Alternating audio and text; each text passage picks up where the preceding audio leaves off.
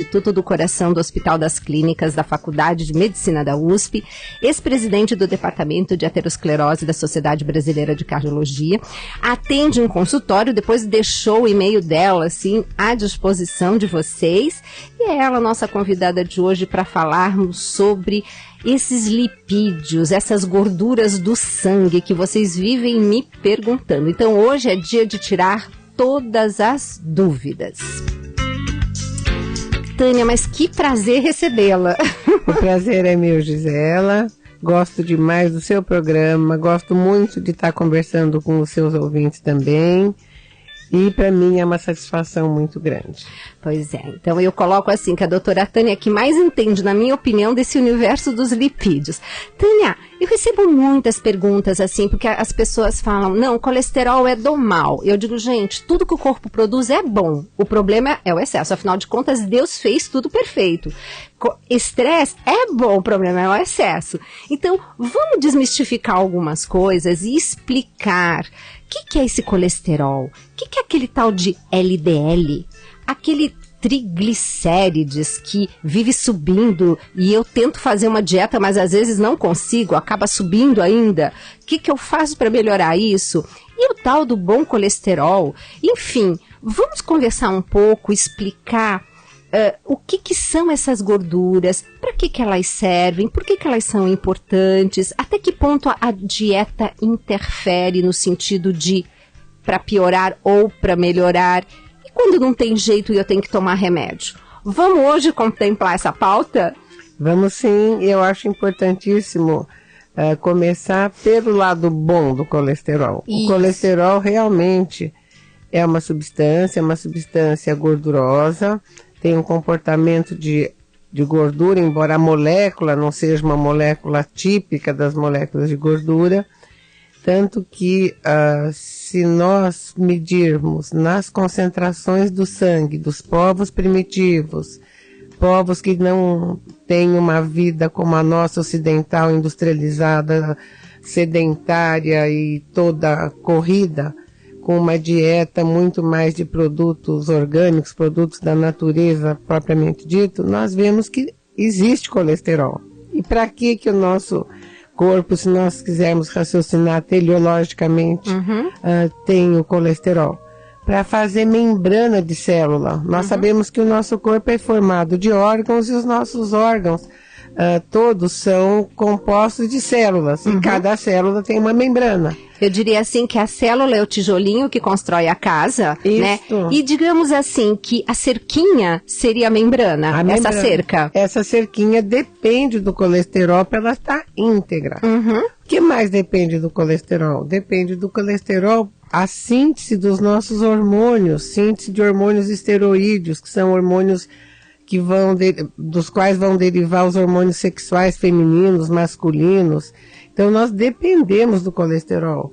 Uma outra função fisiológica boa de proteção do colesterol é participar dos sais biliares. E nós precisamos da bilis para emulsão de gorduras, para uma série de funções. Então se nós tivermos o colesterol total dentro de um limite que não passe de 200, nós estamos falando de uma função fisiológica e boa do colesterol. O que não é bom é quando o colesterol aumenta. E aí, quando nós vamos olhar para os estudos com relação ao colesterol, ele caminha, como ele é uma gordurinha, vamos imaginar uma gotinha de azeite. Se nós colocarmos na água, ela não vai se solubilizar. Você não vai ter uma solução homogênea. A gordurinha vai ficar separada da água. Então, essa gordurinha colesterol, ela é encapada por proteínas. E essas proteínas fazem com que esse líquido, que é o nosso plasma, que é o nosso sangue, que é o nosso soro, carregue o colesterol sem que ele fique talhando, como talharia o azeite, por exemplo, ou qualquer gordura. Muito bem. Mas o nosso corpo só carrega um tipo de embalagem do colesterol, que é chamado lipoproteína, não. Nós temos 2 tipos que interessam do ponto de vista do coração e de todas as doenças ligadas aos nossos vasos, as doenças cardiovasculares. Então nós temos nessas duas famílias, uma que carrega o colesterol mau e a outra que carrega o colesterol bom. Qual é o mau? É o LDL colesterol. Ele é assim chamado porque ele está dentro de uma fração mais leve quando a gente vai fazer a centrifugação dessas frações, desses envelopinhos que carregam o colesterol. E quer dizer low density lipoprotein. Não houve um aportuguesamento dessa nomenclatura. Então o LDL é a lipoproteína de baixa densidade e transportam o colesterol que, quando em excesso, vai tender a se depositar nas nossas artérias. Sejam as artérias do coração, sejam as artérias do cérebro, seja a aorta, que é o grande vaso que faz a distribuição do sangue. Esse é um. E o outro, que é o bom, que é o HDL. O HDL também não foi aportuguesado, quer dizer high, de alto, density, de densidade, lipoprotein, de lipoproteína. O que faz o HDL colesterol, que é o colesterol bom? Ele traz de volta o colesterol que foi para a periferia dos tecidos, que foi para as artérias, para ser remetabolizado no fígado. Então, ele é como que um caminhãozinho de lixo. Nós falamos isso até nas aulas com os residentes, com os colegas, para dar a impressão bem didática do papel do HDL colesterol. Então, se nós tivermos um LDL colesterol, que é o mal, baixo, nós estamos numa faixa de proteção. Se nós tivermos um HDL colesterol alto, então é um colesterol alto, mas do quê? Do HDL, daquele que é o caminhão de lixo. Se esse colesterol estiver alto, também nós estamos numa faixa de proteção. Então, nem todo colesterol é mal também quando aumentado. Se for aumentado no HDL, está bem. E a outra gordura que a doutora Gisela mencionou, que são os triglicérides, ela é um armazenamento de energia. O que nós queremos dizer com isso? Ela tem 3 moléculas de glicerídeos. E para que servem esses triglicerídeos? Eles servem para nos dar energia, combustível. São a segunda linha de combustível do nosso organismo. Então, supondo que nós estejamos numa maratona, nós começamos a consumir e a utilizar no nosso metabolismo, primeiramente, a glicose, que está no nosso sangue. E, no segundo momento, quando a glicose começa a baixar, os triglicérides se quebram em 3 moléculas de ácidos graxos, por isso que chama triglicérides. E cada um deles, no metabolismo, vai dar a combustão, vai dar a energia de combustão para nós continuarmos em movimento. É uma bênção essa explicação, viu? Tá super didática. Agora, os triglicérides, né, que é essa gordura de armazenamento. Então, ela vem da alimentação, eu posso fabricar, como é que funciona? Nós também temos um nível de triglicérides que nós chamamos de desejável, que não ultrapasse 150 miligramas por litro. Então, nós dissemos do colesterol total 200 e dos triglicérides 150. Quando isso o nosso organismo fabrica, o metabolismo normal nosso, e basicamente essa síntese é feita, dos triglicérides é feita no fígado, então está tudo muito bem e entra nas demandas metabólicas do nosso organismo para nosso consumo. Quando nós ultrapassamos na concentração do nosso sangue o valor de 150 miligramas por decilitro de triglicérides, nós já estamos sabendo, por estudos científicos e estudos de fracionamento químico das lipoproteínas, que nós já estamos começando a acumular lipoproteínas da área do colesterol que são mais densas, mais aterogênicas, quer dizer, que facilitam mais aquele depósito no endotélio, naquela camada que reveste as artérias, seja do nosso coração, seja do nosso cérebro. Então, triglicéridos aumentados também são aterogênicos. E é muito comum nós, quando temos triglicéridos aumentados, encontrarmos no mesmo paciente o HDL mais baixo. É uma gangorra, né? É uma gangorra. E você melhorando, por exemplo, o HDL com atividade física, numa pessoa que já faça uma dieta equilibrada, você vê que abaixam os triglicéridos e aumenta o HDL. Então é realmente um efeito gangorra. Tá. E, Tânia, se eu como muito açúcar, tá? Se eu como muito carboidrato em excesso, principalmente os refinados, essa sobra, esse excesso, o meu organismo vai transformar em estoques, porque o corpo vive aquela realidade daquele homem paleolítico, né? Perfeito. Tudo aquilo que fez aquele homem sobreviver permanece nas nossas células, na nossa genética, para que se amanhã, eu sempre digo assim, se amanhã o planeta tiver um problema, nós vamos ter condição de sobrevivência por causa justamente de todo esse mecanismo de sobrevivência daquele homem paleolítico. Então, naquela época que não tinha fartura de comida, quando acontecia dele se fartar de comer, logicamente esse excesso não era dispensado, ele ia ser acumulado numa reserva. Então nós temos a capacidade de transformar um carboidrato estocando depois numa forma de gordura, certo? Só que que tipo de gordura que a gente fabrica? Perfeito, acho que vale muito tocar nessa questão no momento atual em que a nossa grande preocupação em saúde pública é a síndrome metabólica. Então, nós, se estivermos dentro da linha da nossa evolução, acumulando ainda gordura e acumularmos essa gordura em tecidos do nosso corpo que não sejam a nossa barriguinha, como a barriguinha de chopeiro, de quem gosta de tomar um chope a mais. Então, se nós não estivermos acumulando na cintura, estivermos mantendo o nosso tecido adiposo, o nosso tecido gorduroso em outras regiões, perfeito.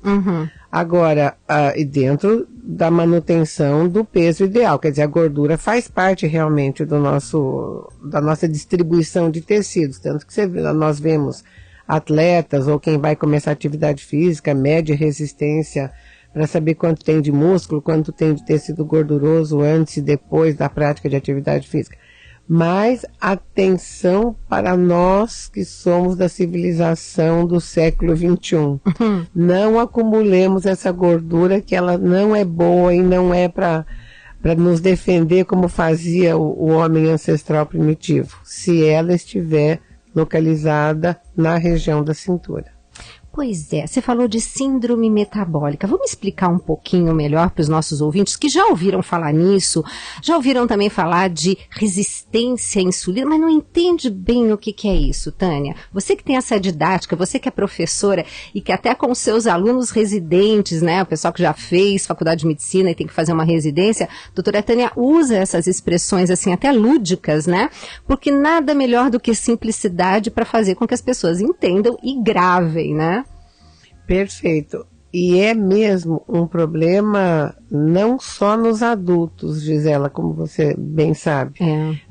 Hoje nós temos essa síndrome metabólica. Então, nós começamos a fazer o diagnóstico, isso são normas da Federação Internacional de Diabetes e de Aterosclerose, através de uma cintura aumentada. Se a cintura estiver aumentada e ela tiver mais fatores de risco, que podem ser triglicéridos aumentados, HDL baixo, pressão aumentada, glicemia já num limite muito próximo do valor de 100, que é o limite da nossa glicemia hoje, para chamar de glicemia ou taxa de açúcar no sangue normal, nós aí podemos começar a diagnosticar e a nos preocuparmos com a presença da síndrome metabólica. A síndrome metabólica, ela não só aumenta o risco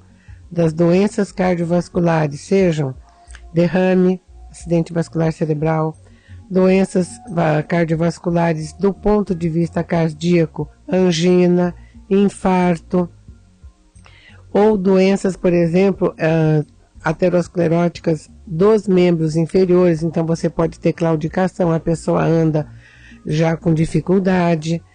Tudo isso é facilitado pela presença dessa síndrome metabólica que também pode predispor a desenvolvimento mais rápido de diabetes. Então, ela abre um leque de consequências de risco e nós devemos pensar sempre no positivo, pensar sempre na intervenção que resolva, que breque o processo e temos uma fé e uma esperança total nisso.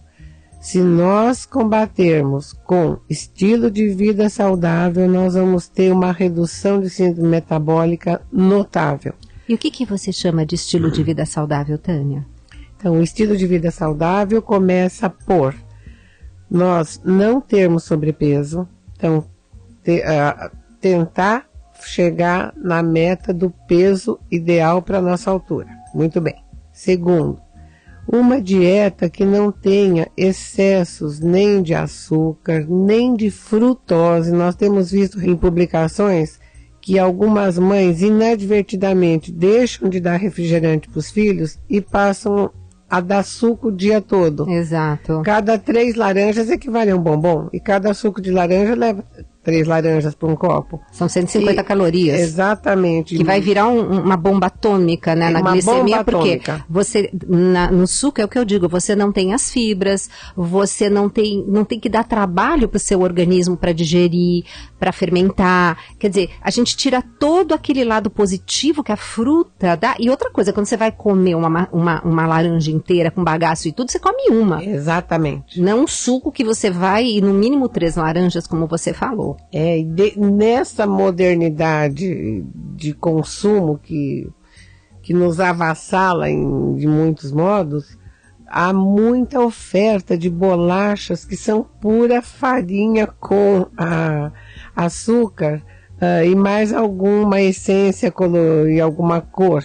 Isso é péssimo, porque a criança às vezes quer aquele saquinho de bolacha, ou o próprio adulto na correria para matar uma refeição, ou porque fica com a compulsão mesmo. Uhum. Quanto mais açúcar você come, mais insulina você libera e mais apetite, mais fome você vai ter. Então gera um ciclo vicioso. Isso de ter sido barateada o alimento não foi uma coisa muito boa não, esse tipo de alimento. Exato. Então nós temos que tomar muito cuidado no consumo. Seguir, comer proteína magra. Uhum. Então, que é proteína magra? Seja carne de peixe, carne de vaca, carne de frango. Os cortes magros. Os cortes magros. Lembrando que o filé mignon, gente, é gordo, né? Sem dúvida. Eu sempre comparo o filé mignon ou picanha. Se você tira aquela gordura externa da picanha, a picanha é mais magra do que o filé mignon. Então, são esses detalhes, exatamente, né, Tânia? E também todos os derivados do leite. Se a pessoa tiver um colesterol já no limite, tentar usar o leite desnatado, semidesnatado. Agora, você sabe que o leite, para mim, me traz tantos problemas que, inclusive, ele é altamente insulinogênico, né? Ele é mais insulinogênico que a glicose. Então, eu vejo o quanto o leite para esse tipo de paciente não é adequado. Então, que bom que você tocou nesse assunto. É verdade. E temos muitos pacientes com intolerância à lactose, também, né? E também a proteína do leite de vaca, que é pouco comentada, né? E quando há condição, porque nós atendemos pacientes de todas as faixas sociais, né? Sim. Quando há condição de ele poder comprar ou tiver tempo, não tiver excesso de trabalho para poder manter o lar, fazer o suco de soja. É muito bom, o leite de soja é maravilhoso também. Mas também dá suas reações. Pois eu tenho tido muita alergia com soja no consultório, Tânia. Porque a soja, como o oriental come, é coagulada ou fermentada, né? Coisa que aqui, de repente, já estamos no final. Olha aí, já estão mostrando pra gente, Tânia, que a gente já está chegando no final do primeiro bloco. Mas você pode estar seguindo o nosso programa através do YouTube ou então acompanhando através do nosso blog, blog.cançãonova.com/América. Aguardamos vocês no próximo bloco.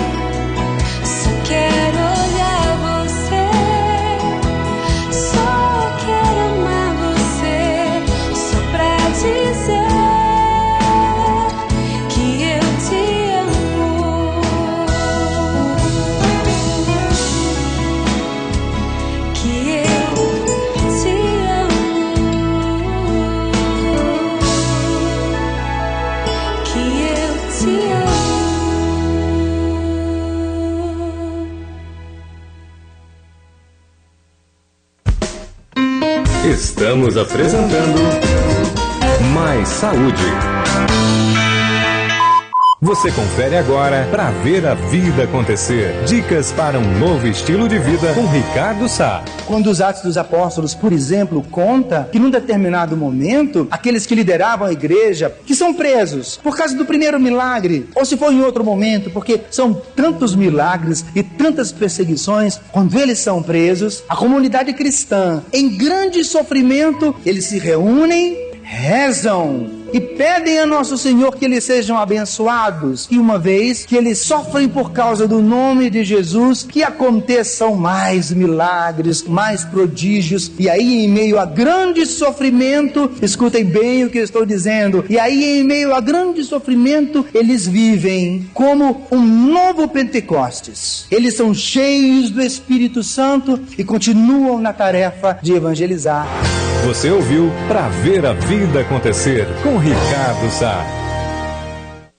A Rádio América está crescendo cada vez mais em sua transmissão pela internet. Um abraço para você de todo o Brasil curtindo a América. Você da Paraíba, participa também pelo Facebook Rádio América CN ou pelo Twitter @AméricaCN. Estamos chegando a vários países através das nossas redes sociais e você tem diversas formas de acompanhar a nossa programação. Além da frequência AM 1410, você escuta também pelo aplicativo Rádio América para iPhone e Android e pelo america.cançãonova.com. Rádio América. Participe das 8 semanas de oração pela cura dos traumas e das feridas interiores. Todas as segundas-feiras, às 7h30 da noite, presidida pelo padre Adriano Zandoná, da comunidade Canção Nova. Na Catedral Maronita Nossa Senhora do Líbano, Rua Tamandaré 355, bairro Liberdade, próxima à estação São Joaquim do metrô. A cura interior é a chave que abre o coração para a felicidade em Deus. Até o dia 1º de julho, 8 missas pela cura interior e libertação dos traumas e das feridas interiores. Convide a sua família e venha participar conosco. Informações 3382-9800 sãopaulo.cançãonova.com. Você tem todos os motivos para ficar ligado conosco. Meu nome é Michel Dias, sou do Jardim Danfer, São Paulo. O benefício que a rádio trouxe para mim foi a alegria de todas as tardes e estar em oração, principalmente com o programa JMJ. Olá pessoal, eu sou Samuel Rosa do Skank. Vocês conhecem o Itaci? Instituto de Tratamento do Câncer Infantil. Pois é, eu fui até lá, visitei os pacientes e posso dizer, fiquei muito impressionado. O Itaci fica em São Paulo e é um moderno centro médico, resultado de trabalho voluntário, com atendimento gratuito para todas as crianças. Acesse o site www.itaci.org.br e seja mais um colaborador. América. 12h28. Rádio América no Facebook. Fanpage Rádio América Canção Nova. Rádio América AM 1410. A qualquer hora, aqui na América, um instante de reflexão sobre a fé com o Monsenhor Jonas Habib. Minuto com o Monsenhor. Em nome do Pai, do Filho e do Espírito Santo. Amém. Fique ligado. Mais que um encontro internacional dos jovens com o Papa, a Jornada Mundial da Juventude é um encontro verdadeiro com o Cristo jovem em meio a nós. A jornada representa para mim uma oportunidade de eu chegar e alcançar o coração dos jovens. Rostos, raças, várias nacionalidades, expressando com sua cultura e vida a presença de Cristo vivo no mundo. Estou muito feliz de ver o entusiasmo, a resposta da juventude para participar e trabalhar na Jornada Mundial da Juventude. Jornada Mundial da Juventude 2013. Ide e fazei discípulos entre todas as nações. Rádio América. Estamos apresentando Mais Saúde. E agora o programa Mais Saúde segue aqui pela Rádio América, ou você que está na rede. Nós hoje recebemos a professora doutora Tânia Martinez, que está dando um show aqui, explicando tudo pra gente sobre essas gorduras do sangue. E no finzinho do primeiro bloco nós estávamos falando de síndrome metabólica, né? Que, meu Deus, que nome complicado, né? E que você estava falando, né, Tânia, que existe uma norma pra gente definir o que é a síndrome metabólica. Então, primeiro é a circunferência abdominal Ou é a cintura aumentada? Quanto é isso? Para todo mundo ir lá em casa, na caixinha de costura, pegar o centímetro e medir. Mulheres. 85. Gente, não pode ter mais de 85 de cintura? É. E os homens? 96. Gente, vocês já estão vendo que isso aí já é o primeiro passo. Aí observou que está com a cintura aumentada. Tem que ter mais algum fator? Sim. Mais 2 ou 1? Mais 2. Mais 2, então. Triglicérides elevado, que seria o quê? Acima de 150. Maior que 150. O HDL baixo. Menor que 40. Menor que 40, tanto para homens quanto para mulheres. Sim. Tá. Pressão arterial elevada. O que seria essa pressão arterial elevada? Maior do que 12 ou maior do que 8 na sistólica. Nós temos a pressão diastólica e sistólica. Então, 12 por 8. Essa é ideal? É. Tá, então se passou de 12 por 8, ou foi 13 por 8, ou foi 12 por 9, isso. Já enquadra também. E o outro dado muito importante é a quantidade de açúcar no sangue. Que é a glicemia, a glicemia, que não Uhum. deve ultrapassar de 100. Tá. E, Tânia... Nós estamos falando da dieta, Exato, né? Exato, nós estamos falando do estilo de vida, onde a dieta conta tanto. Porque o que nós estávamos vendo, você falou, assim, da quantidade de biscoitos hoje que a gente encontra, que todo mundo tem, assim, livre demanda e acesso. E o que me deixou muito triste foi, em 2010, no Congresso da SOCESP, eu acompanhei aquele projeto chamado PURI, que é que o Canadá que está vendo vários países comparando o estilo de vida do homem do campo e o homem da cidade. E eu fiquei tristíssima quando eu soube que o homem do campo está vendendo o produto da sua plantação, isto é, a sua mandioca, que não tem glúten, por exemplo, né? E está indo comprar biscoito recheado no supermercado. Lembrando que na penúltima pesquisa de orçamento familiar, o POF, e quando fechou em 2003, houve um acréscimo do consumo de refrigerante de 400% e de biscoitos de 400%. Exatamente. Daí por que a gente está desse jeito, né, Tânia? Exatamente. E estamos cada dia mais sedentários, né? Porque a gente não aperta mais nem tudo botão. Tudo tem extensão em casa, o celular, então, não faz você nem levantar para atender o telefone. E atividade física, Tânia, é fundamental, né? Ela é fundamental, assim, tanto quanto a nossa dieta, quanto hábitos alimentares saudáveis. Uhum. Ela é mesmo, ela tem a condição, inclusive, de reduzir glicose, aumentar a HDL, portanto, aumentando a HDL, baixa triglicérides, isso falando dos benefícios metabólicos. Uhum. Mas se nós dosarmos a pré e pós, antes e depois, da prática de exercício físico, uma proteína que nós dosamos no sangue para ver a atividade inflamatória, que é a proteína C reativa, PCR, ela se reduz pós-exercício, mantendo tudo mais. Então, até a nossa condição inflamatória fica melhorada. Então, nós não ficamos tão propensos à inflamação. E por que isso é muito importante junto do estudo do colesterol e da glicose?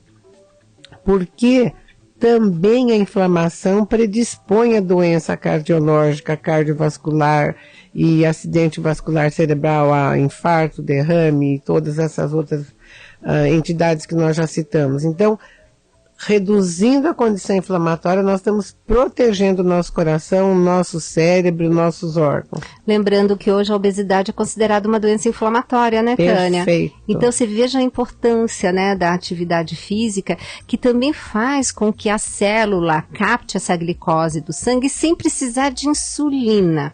E essa resistência à insulina, o que é exatamente?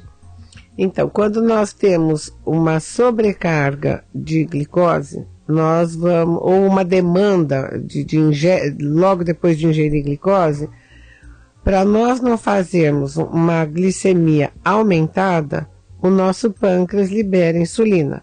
E a insulina vai facilitar a entrada da glicose na célula. Uhum.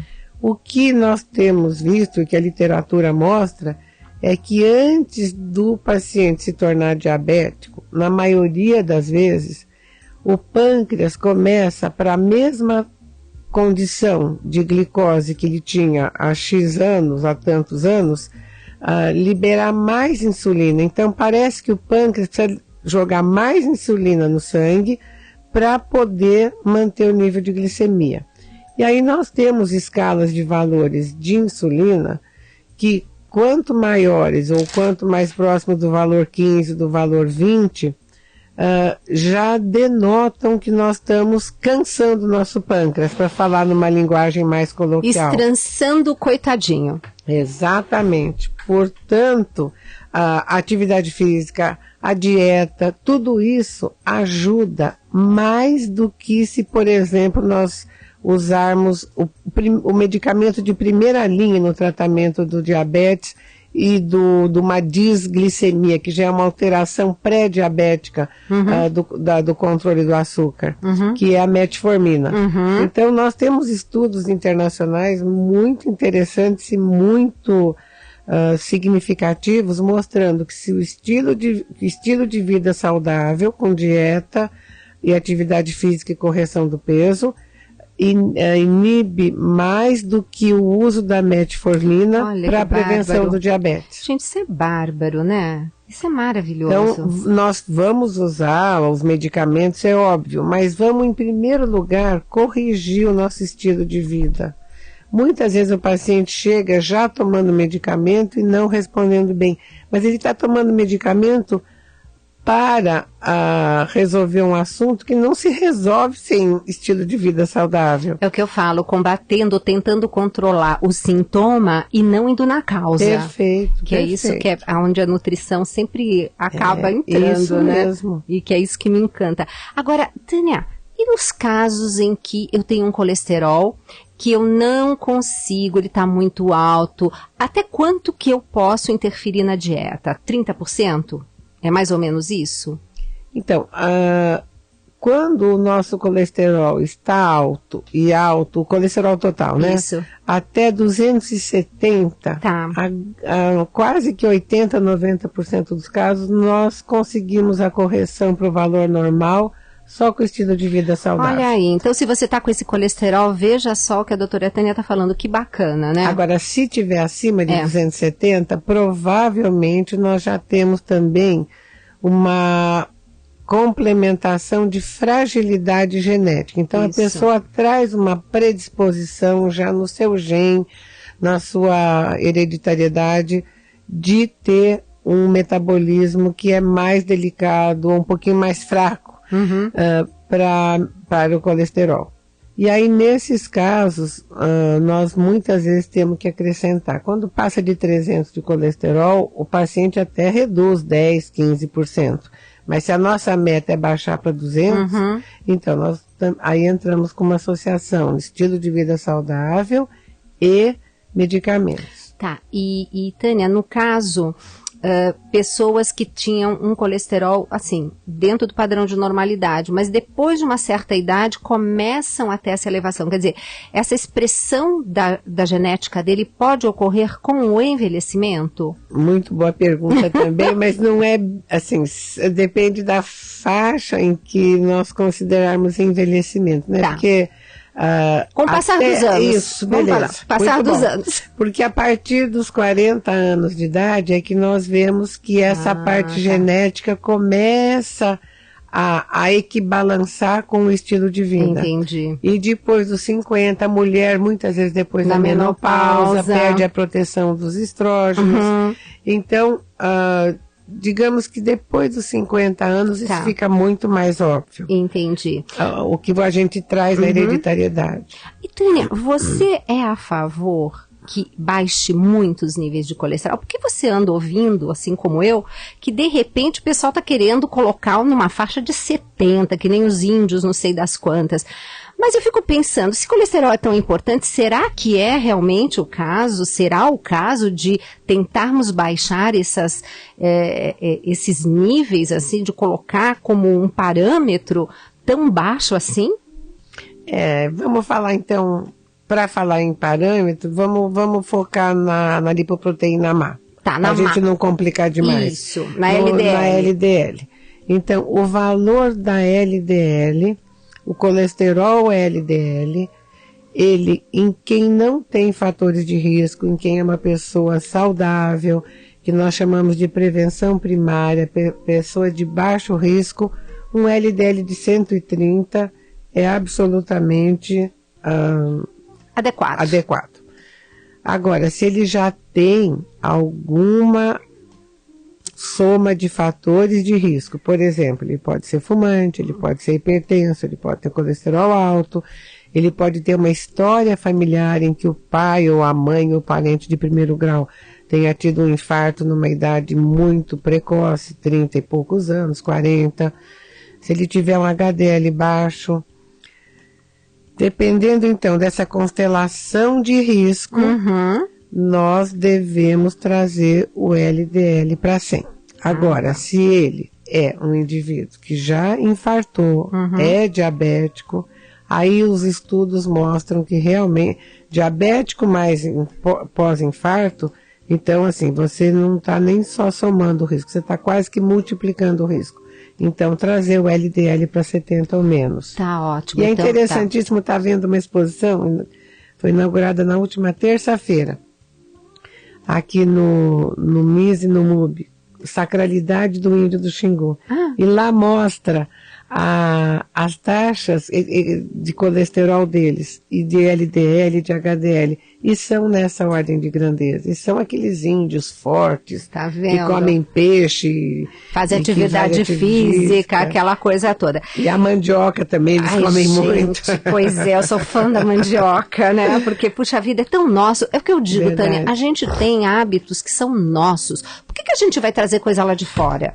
Entende? Então eu sou pelo alimento, como é em cada região, na época que ele está sendo oferecido pela natureza. Deus é tão maravilhoso. Uma tapioca, gente, é tudo de bom. E Tânia, com o que você acha que nós poderíamos estar ainda complementando, que a gente não falou e que você acha que seria bem relevante para a gente estar terminando esse segundo bloco? Eu acho, Gisela, que nós devemos focar muito na criança. Que bom. Você também acha, né? Eu sei disso. Porque a criança muitas vezes é aquela que você vê até em pesquisas de publicidade, indica para os pais o que comprar no supermercado. Exato. Educar as crianças. Estimular as crianças, fazer isso da forma mais lúdica possível. Brincar de casinha com cenourinha, com cozinhinha, com verduras, frutas, panelinha, e fazer concurso, quer dizer, fazer a coisa muito lúdica. Atividade física também, mas assim, nós aprendemos dos acampamentos para crianças com diabetes. São acampamentos que levam 2 dias e meio. Que tudo que a gente ensina para a criança tem que ser de forma agradável, brincalhona, lúdica. Perfeito. Né? Então, focar nas crianças. E focando nas crianças, quando nós vamos olhar para os inquéritos, para os levantamentos que nós já temos a nível nacional, nós temos uns 20 levantamentos assim que estão na literatura. Nós vemos que as nossas crianças estão mais gordinhas, com o colesterol mais alto, com a pressão também um pouquinho mais alta. Doença de velho em criança. Exatamente. E aquilo que nós falamos de tendência para síndrome metabólica ou resistência à insulina, nós já podemos ver em várias crianças da cidade e, como você falou agora há pouco, do campo. Isso para mim é terrível. Então, qual é a mensagem? É focar na criança, tentar estimular a criança, porque nós sabemos que as placas que chegam a entupir os vasos do coração, ou do cérebro, ou das artérias dos nossos membros, das nossas pernas, essa gordurinha pode começar a se instalar desde a infância. Então, nós temos que, eu acho que a mensagem nossa é essa, trabalhar com a infância, adolescência, e tentar convencer os órgãos de mercado, que são os que também lucram muito, mas também não é uma coisa saudável que Exato. muitas vezes acontece, né? Por isso que o programa Mais Saúde foca tanto sempre naquele tema, o alimento, como ele está na natureza, quanto mais próximo, eu falo, gente, o arroz, feijão ou o macarrão, qual está mais próximo da natureza? O arroz, feijão, e Deus foi tão, assim, tão maravilhoso, Deus não é monótono, ele fez feijão branco, feijão preto, carioquinha, jalo, todos os tipos, e cada feijão com a sua riqueza, né? E o prato do brasileiro é o arroz feijão, então quando eu vejo que, de repente, o arroz feijão nessas pesquisas diminuindo e aumentando o quê? Consumo de hambúrguer, que leva pão, né? Consumos de salgadinho, enfim, são coisas que me entristecem, é por isso que eu batalho tanto pelo alimento in natura, né, como ele está o mais próximo da natureza. E eu também digo, né, Tânia, que se Deus quisesse que a gente tomasse fruta na forma de suco, já trazia pronta na árvore, que nem ele fez com o coco. Concordo plenamente. Tânia, como te agradecer essa disponibilidade, você que é uma mulher tão ocupada, mas eu digo assim, que quando a gente quer chamar alguém, a gente chama os mais ocupados, que eles sempre arrumam tempo, né? Obrigada. Quem agradece sou eu, agradeço imensamente por mais essa oportunidade de estar com você, com seus ouvintes e com todos os amigos da Canção Nova. Obrigada, Gisela. Imagina, obrigada. Mesmo. Eu que agradeço e, gente, vamos divulgar esse programa, porque ele vai ficar disponível. Coloque principalmente as mães, colegas suas que você vê que o filho tá gordinho, coloca para ouvir, manda o link do programa para elas ouvirem, porque é através da informação que você pode fazer alguma prevenção. Um beijo grande e até o próximo Mais Saúde.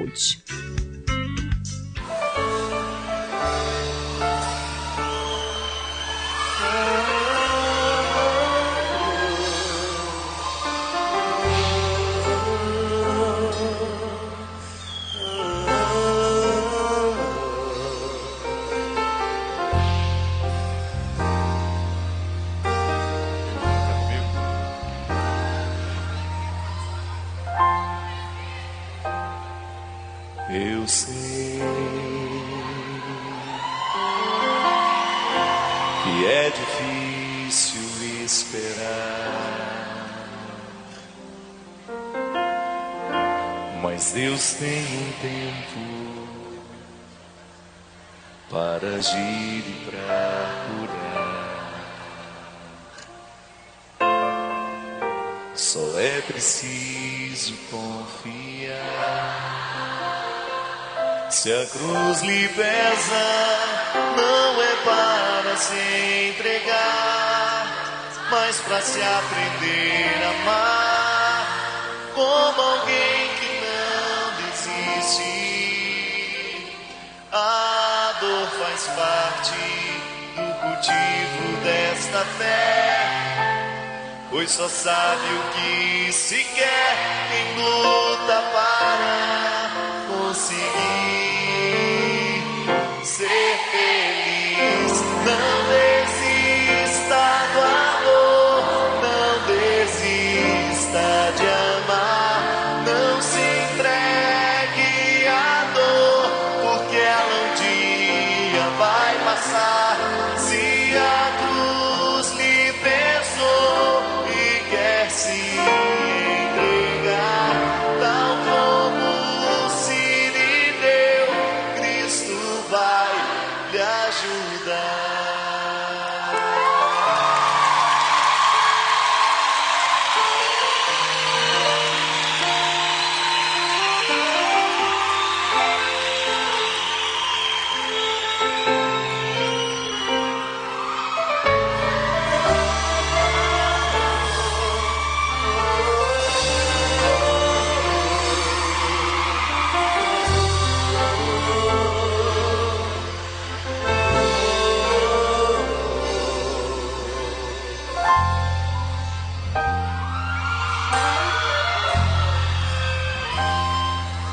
Eu sei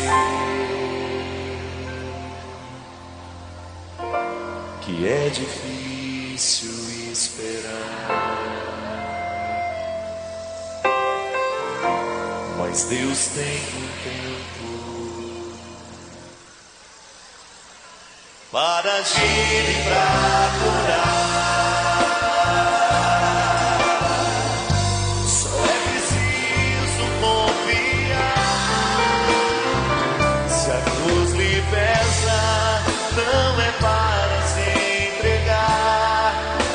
pra se aprender a amar como alguém que não desiste. A dor faz parte do cultivo desta fé, pois só sabe o que se quer quem luta para conseguir ser feliz. Não desista do amor, não desista de amar, não se entregue à dor, porque um dia vai passar. Se a cruz se pesou e quer se entregar, dá um novo Sirineu, Cristo vai me ajudar. Não desista do amor, não desista de amar, não se entregue à dor, porque ela um dia vai passar. Se a cruz lhe pesou e quer se entregar, dá um novo Sirineu, Cristo vai.